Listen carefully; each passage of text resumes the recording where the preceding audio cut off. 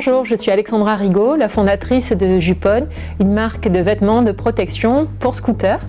Concrètement, Jupon, c'est ça. Ce sont des jupes de scooters et trottinettes qui se fixent à la taille, hyper pratiques, qui se portent été comme hiver, imperméables, doublées, qui s'adaptent à toutes les morphologies, à tous les scooters. La collection est composée de deux modèles, un modèle hiver imperméable et doublé, et puis un modèle en jean upcyclé. Ça, c'est la nouveauté que je vais lancer prochainement dans une campagne Ulule. Alors en fait, Jupon, c'est une vraie marque engagée, éco-responsable et stylée. Et ce dont je suis le plus fière, c'est que la confection est fabriquée ici à Marseille localement avec un atelier solidaire qui soutient l'insertion professionnelle. La France, c'est le deuxième pays en termes de vente de scooters en Europe après l'Italie, et il y a aujourd'hui plus d'1 million de scooters immatriculés sur la route.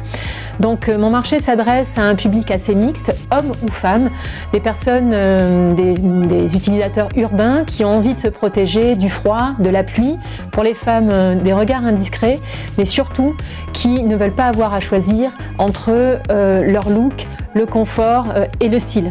Alors le marché des scooters est très dynamique, notamment au niveau des scooters électriques, puisque rien qu'en 2022, il y a eu plus de 12% de ventes. Donc il y a encore beaucoup de choses à faire, et notamment en termes d'équipement, puisque les personnes n'ont pas forcément encore tout ce qu'il faut pour les équiper.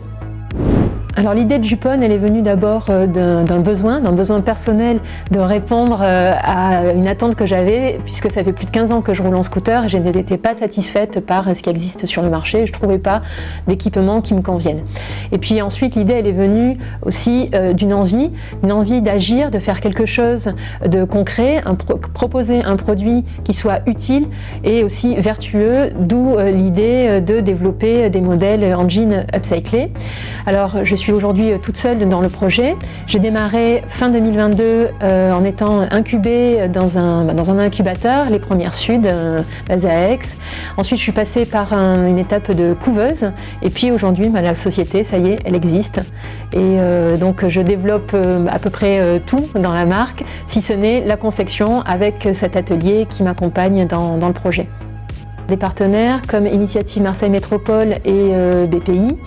Ces financements vont me permettre de recruter des personnes pour m'accompagner sur la partie marketing digital, qui est un volet très important dans le développement, puisque aujourd'hui je suis en pleine phase de développement et de référencement auprès des professionnels pour être sur les catalogues et surtout dans les rayons pour la saison prochaine.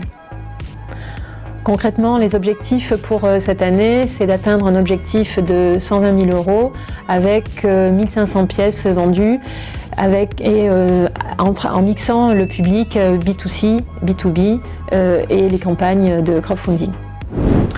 Alexandra, avec ce projet Jupon, on est vraiment au démarrage d'une superbe aventure.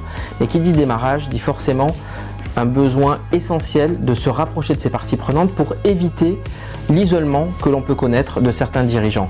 N'oubliez pas que c'est essentiel dans le cadre de votre accélération, dans le cadre aussi d'ouverture sur de nouveaux projets, de diversification, de financement et peut-être tout simplement de pouvoir trouver ses premiers clients ou ses premiers relais en termes de vente.